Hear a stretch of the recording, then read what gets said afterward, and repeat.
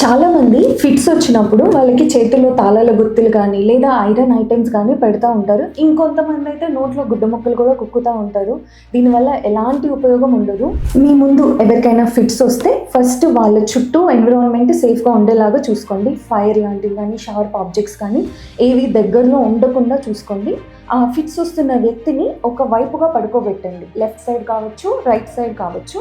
నార్మల్గా ఫిట్స్ దానంతలాగే తగ్గిపోతాయండి. ఒకవేళ 5 minutes కన్నా ఎక్కువ వస్తున్నాయి, ఇంకా ఫిట్స్ అలానే కంటిన్యూ అవుతున్నాయి అంటే మాత్రం ఇమ్మీడియట్గా హాస్పిటల్కి తీసుకెళ్ళండి. నోట్లో గుడ్డ ముక్కలు పెట్టడం వల్ల కానీ, చేతిలో ఐరన్ సంబంధించిన వస్తువులు పెట్టడం వల్ల కానీ ఎలాంటి ఉపయోగం ఉండదు.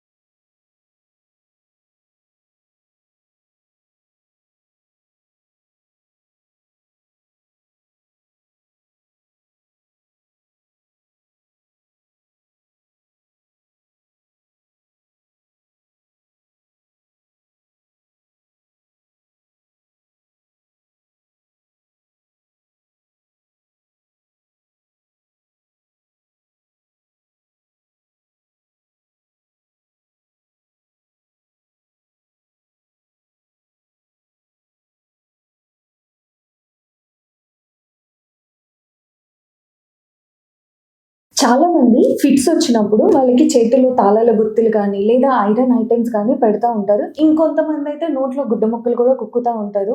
దీనివల్ల ఎలాంటి ఉపయోగం ఉండదు. మీ ముందు ఎవరికైనా ఫిట్స్ వస్తే ఫస్ట్ వాళ్ళ చుట్టూ ఎన్విరాన్మెంట్ సేఫ్గా ఉండేలాగా చూసుకోండి. ఫైర్ లాంటివి కానీ షార్ప్ ఆబ్జెక్ట్స్ కానీ ఏవి దగ్గరలో ఉండకుండా చూసుకోండి.